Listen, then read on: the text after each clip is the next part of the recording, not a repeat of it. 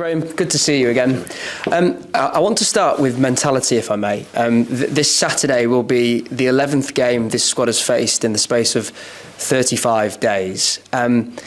How well do you think they've risen to that challenge? Have they exceeded your expectations, or is it what you expected from them knowing this group? Well, I'll be honest, when we started, I didn't look that far ahead. I sort of half did, obviously with changing the team and thinking about what the fixture list looked like. But I didn't put any expectations on it from my own perspective. I didn't put any expectations on the players over the whole piece. I didn't say if we can take so many points from it, be positive. I just took it a game at a time, as much as we could, and then maybe looked at the next one just for personnel.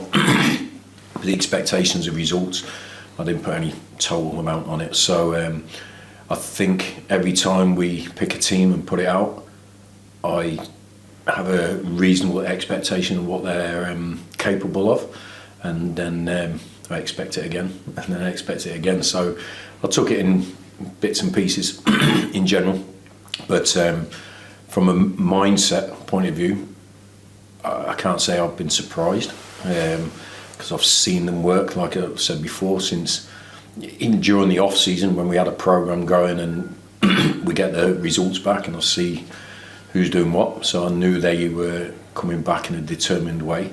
Then I saw how they approached pre-season, and so it's almost a culmination of that consistency of what they've put into it, the players, and they're getting the rewards back. And it's no secret, I believe, for anybody who's been in the game long enough or in any professional sport. If you want something out, you got to put it in, and that's what the players have done. When you lead this group with your messaging, do you put emphasis on mentality, or do you leave that to the senior players to manage that themselves? No, I've always had that that mindset myself. As a player, I knew there was more talented people out there, or faster people, or taller, bigger, whatever it was, that I had to overcome as an individual to have a career. And the teams I played for weren't the most favoured teams in those divisions, but we overcome bigger and better through mindset, mentality, a lot of other things, tactical and all that sort of thing. But ultimately, everything comes from your mind, I believe, in all walks of life. So it's something I believe in strongly as an individual, and then as a team building thing. It's I don't see successful teams without a strong mentality. I just don't see it. And but you have tough times, testing times, where it's the results don't go your way, and then you really strip back, and then you realise what you have in your group. And that's when I understood what the group had in early in the season, when we were stripped. There was always a fight there. There was always a commitment to the game. Results didn't go our way, but no games where we were overturned, outrun, outworked. And I knew once we had a bit of quality to add to that, or more quality, I should say, not a bit of quality, that's disrespectful, but more quality to add to that, then I thought and believed that the results would come. But I do remind the players consistently about how we think and how we should think, but then I pass it on to all the players that want to take it on. It doesn't have to be senior players, it can be young players. We see Brandon Keller with a strong mentality and a strong work ethic, strong mindset when he wasn't playing. He's 19 years old, so it's not just unique to experienced players, but obviously the experienced players carry their history with them, which makes other players believe in them more. And if they can help strengthen what we say as coaches or coaching staff, then it's more productive for everybody. I think back to only January in the window when you brought the players in that you did, and we asked you about each of those players and why you looked to bring them in. And amongst many of the reasons why, one of the consistent messages, it felt like anyway, was that they have a point to prove in their career, whatever that is contextually. When you assembled this squad, I'm not saying it's the only part you looked for in a player, but as a manager, is that apart for you that you look at? Do they have a point to prove? Is there something about them that they need to prove? Well, it's something I think motivation is key to professional sport, and it doesn't really matter what your motivation is as long as you're motivated. If you're not motivated, it's.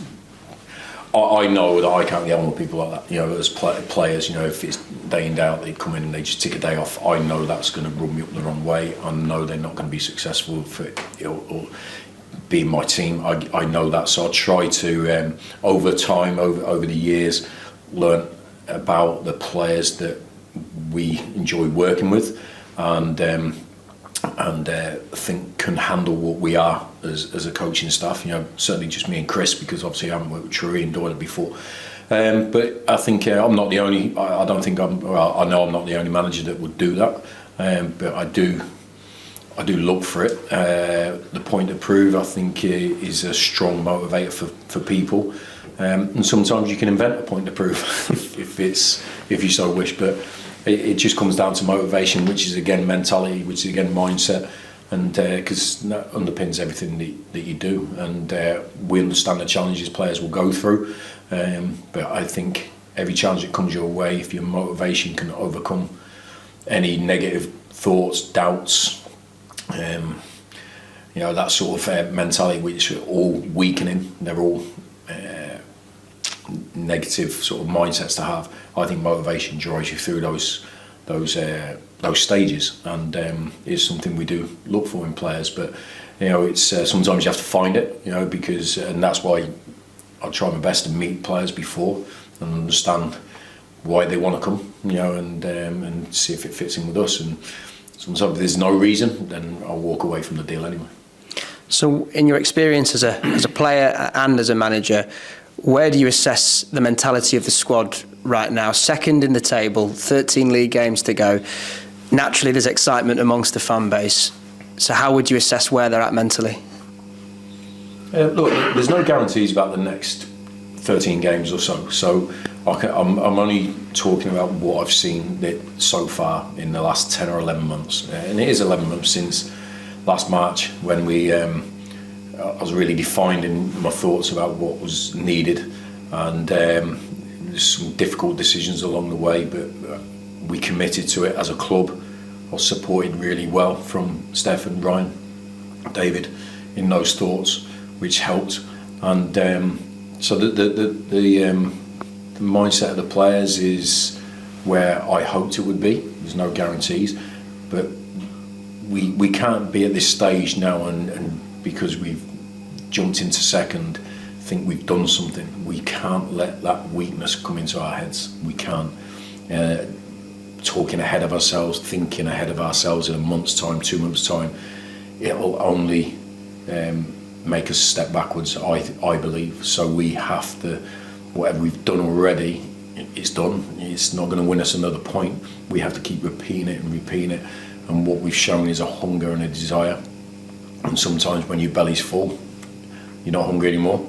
So I'm going to hold back on, thinking we've achieved anything. And I still think there's things we can improve on, which we talk to the players after every game, and they deliver stuff back to us, which they feel they can do better, which is great as a coach, as a manager, to understand that players want to get better themselves as well. So we have to just keep driving and see where we are in 13 games time.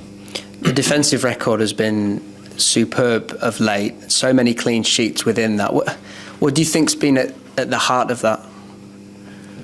Hard work, players buying into themselves, into their teammates, into the message we're trying to get across. We brought them here, or they were here for good reasons that fit how we want to play. It wasn't an accident how we recruited players, so we emphasise how we want to play and how strong those individuals are in that system of play, how it will benefit them, showcase them as good players. But it comes down to the same thing. I think there's a real desire and commitment to our game in and out of possession but certainly the out of possession stuff has been highlighted in our recent couple of months, because, and I was saying it was elusive, wasn't it, that clean sheet a couple of months ago, and kept getting asked about it, and I generally felt it was a matter of time, because we weren't getting cut open in games. It was the odd mistake or the odd bit of skill from the opponent, which always comes down to, or something like that. And I felt if we could just get really into the detail better and take it forward under pressure situations, then I felt the players would justify how good they are, and I think they've done that. And it's not, I know the defenders and certainly the goalkeeper will get the credit, or a lot of the credit, and deservedly so, for the clean sheets, but I know how hard our midfielders work, our wing backs, our front three, all to achieve the same results. So we need some more from now to the end of the season if we want to be successful. So let's keep our heads down. Salford then next for you tomorrow, a lunchtime kickoff as well. Numbers wise going into that game, how are you shaping up? Obviously we haven't got Lewis, so Lewis has been for a scan, so we're waiting for confirmation on the severity of that, and from the consultant. So we haven't got him. Tyreek, it's too early for Tyreek as well, and I think that might be it actually. I think everyone else is okay for tomorrow. So we still have a squad of 21 players to choose from. So we will keep rotating the team, because we have to. We're still in this thick fixture list, and the players are enjoying it though, the game to game. I see they're reveling in the toughness of it. I think that's what I could say about them. They're not shying away from how difficult all these fixtures have been every 3 days, the travel, and I think they're reveling in it. I think they're showcasing how ready they are for this sort of period. So it's so we've got a good strong squad for tomorrow, and hopefully we'll pick the right 11. Does that mean Kieran Kelly is back amongst the squad? No. So Kieran, I was just thinking about just recently, but Kieran's not. He's out on the grass at the moment. I think he'll be training with us potentially next week, which would be a bonus. Forgive me if I've missed an update on this, but Callum Kavanagh's situation is he okay? He's trained this week. So he trained Monday and then Wednesday and today. So he's been available to pick for a week. You mentioned Stefan earlier. He was in attendance for the MK Dons game a weekend just gone. Did you get a chance to chat with him during his visit at all? Just by phone, not actually in person, because I think it was a flying visit. He had other things going on, so by phone. But I have pretty regular contact with Stefan over the phone anyway. So he was obviously delighted to see the results, see the progression of the squad, the team, and he's been a real good support from the distance. It was. I'm glad that we put in a good performance and a good result for him. It's always good to communicate with him. And we saw the addition of Bobby Scarborough to your backroom staff. How has he settled into the group? Yeah, really good. We met Bobby it was a good few months ago now, and it seems now that he's here, it seems like it's gone quick, but it seemed a long time when we first understood how long it would take us to get him. But we definitely felt he was the right person. We were strong in our beliefs about what was needed at Bradford City, and we had to go abroad. We had to wait, but we've had Nick Worth in supporting, who's been fantastic for us, who's been a consultant for us since last summer, and helping out, and he really stepped up while we were in between Matt and Bobby. Yeah. So we're so grateful for his input. But Bobby came, he was at the game last Saturday, but behind the scenes, and then Monday was his first full day, and straight into the 3-day trip down to Bromley, back and forth.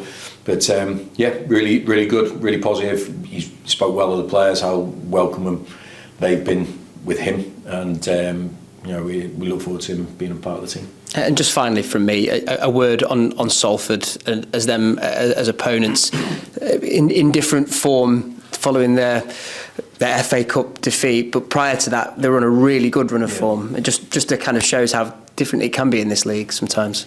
Yeah, look, I think anyone is capable of putting good runs together. It's a really competitive division.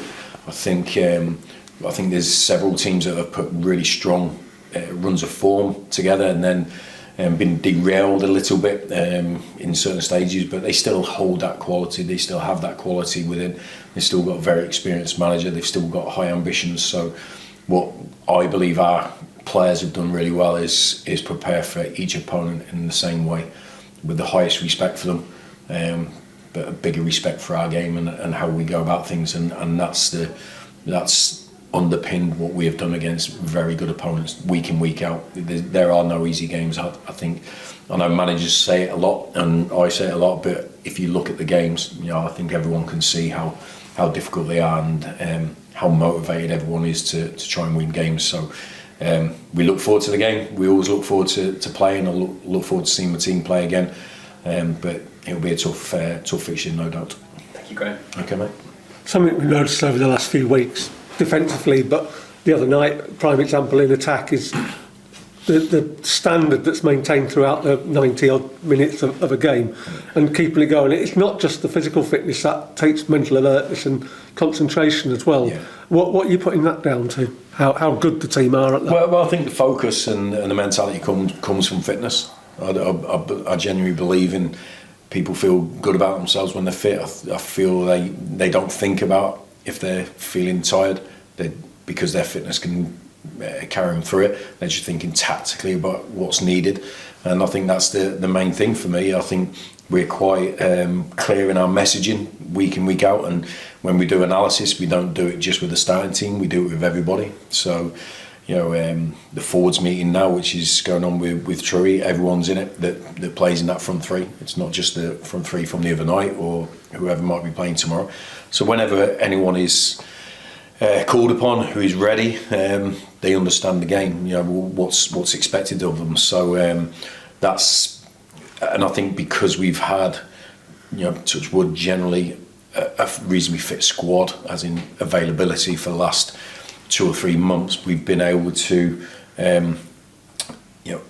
bring players in, bring players out, look after them, and maintain a performance. And that's what we, the other night was the perfect case in point, which we spoke about previously this season, that the ability to be able to turn around at the bench and just pick 3 out of 6 or 7 quality players to go and enhance the performance either in an attacking sense or a defensive sense is brilliant for me. It's brilliant for the team, because I know that when we made the 3-for-3 subs on whatever minute it was in the game, I know every player that was still on the pitch would have been looking at 3 coming on and thinking, we're going for it. And that it's not only the quality they bring on, but it's the belief they can add into it.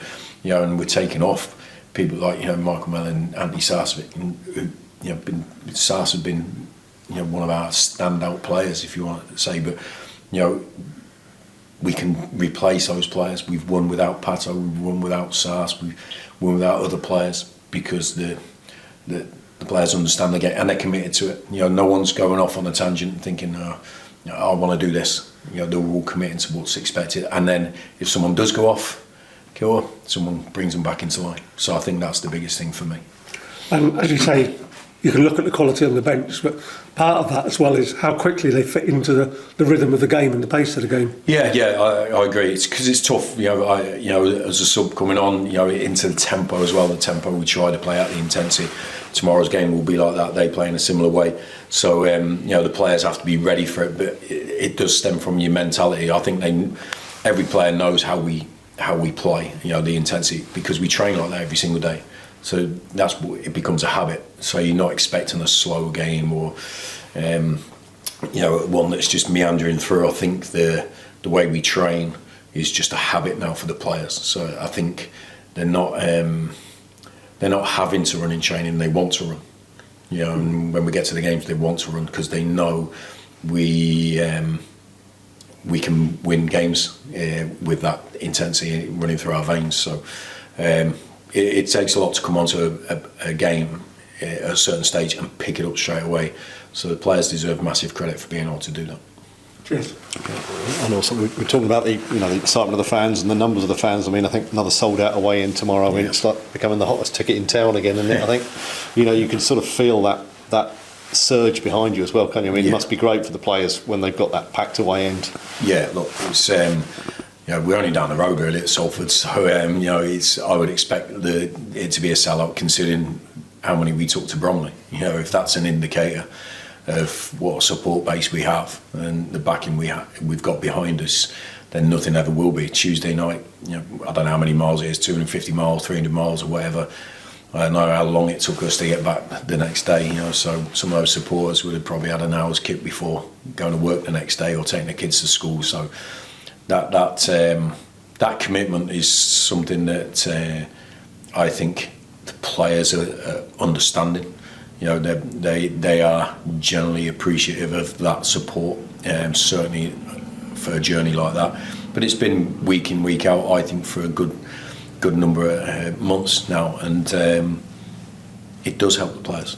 It does help the players, and I know the support we've had at Valley Parade helps the players. We've reframed their minds so they enjoy it, but you have to get results for the supporters to enjoy it, and I think they're both sort of working off each other, to be honest, the team and the support pace. So it'll be another packed end tomorrow, and if we can mirror the scenes that we had on Tuesday night, then it'll be a good result. I was going to say, when you see scenes like that, and at Birmingham the week before as well, those sort of celebrations, where the sort of the fans and the teams almost all feel almost as one, doesn't it? Yeah, the players get punished for that though when it does become one. But it's hard not to get sucked into that as a player. I saw like a couple of clips where he's not really in with the fans, but all of a sudden his teammates take him into the fans, and then it's one big group hug. So, but that's what football's about, Bobby should take the booking, and and that's it. It's because it's these are the moments you remember either as a player when you go through your career, or even as a supporter when you're involved in that. That's why supporters go down to Bromley on a Tuesday night, because they want to be there in case something like that happens. When you score a late winner and it's Bobby, Bradford boy, you say, I was right at the front. So they're brilliant moments. Obviously, not everyone can make it, so it's not. It's difficult for a lot of people, but I think it was a sellout on Tuesday, and it is tomorrow. So more scenes like that means we're doing good things together. So hopefully it will continue. And obviously you were saying about, you've been using the different players of the squad. I was going to ask you about George Lapsley. I mean, obviously he was the first player you brought in literally when the window opened. Yeah. And he's probably had the least minutes so far. Yeah. I don't know, with Brad probably have it. Yeah. But, what's the situation with him? Because obviously, he's someone who obviously having to sit there and be patient at the moment. Yeah, look, that's the, I had a conversation with George on Wednesday morning. Me and Chris were chatting to him about, since he came in with the other guys as well, the team has been really motoring. They've all had to be reasonably patient with game time and exposure to match day experiences. Unfortunately, I can only pick 11 players. It's a good position for me to be in, but maybe not for an individual that's got strong competition for his position. But what I'd say about George, just like how Brandon was, especially when they weren't playing, he's training his socks off. All he's asking me on Wednesday is, what can I do to help my case? What can I do to help the team? You see when who scored last week? I can't remember who scored. It was Sass, the second goal, and you see all the subs jumping in, and George is one of those, celebrating with the players on the pitch. That's certainly for new players that just come in the environment, and to have that buy-in straight away. When you haven't had the opportunity to start games and be involved, then that's just testament to the lad's character. And it's one of the reasons we wanted to bring him in, because we'd spoke to a lot of people about him, and his personality and character is a big part of him as a player. And he's got great energy, he can score goals.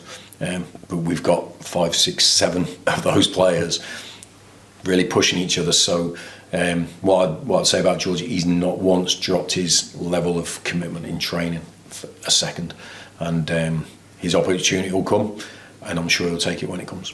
And the fact that he's obviously here on a permanent deal, and it's not like a loan where he probably thinks the clock's ticking. No. Towards it. That probably helps in terms of his mindset. Well, I said that to him on Wednesday. I didn't sign you just for the next month or two. It was a long-term sort of decision to make. So it doesn't help him feel any, less hungry to start, which I wouldn't expect it to. But I wanted to sort of make that clear. The bigger picture. Yeah, the bigger picture. But I've been there as a player, and look, managers need to think about the bigger picture. The players have to think about what's right in front of them. So I don't want him thinking like a manager. No, you know what I mean? I don't want him thinking like me, where I can see the bigger picture. I want him chomping at the bit, trying to get that. Here and now, a player has to have that mentality. It's a different mentality to a coach or a manager. So, and he's doing that day in, day out. He's really popular with the other players. He's really popular with staff because of his personality, his character, and how he trains. You haven't got a problem if you've got 22 players like that. Honestly, obviously different positions and stuff, but 22 professionals like that, and you're a good way.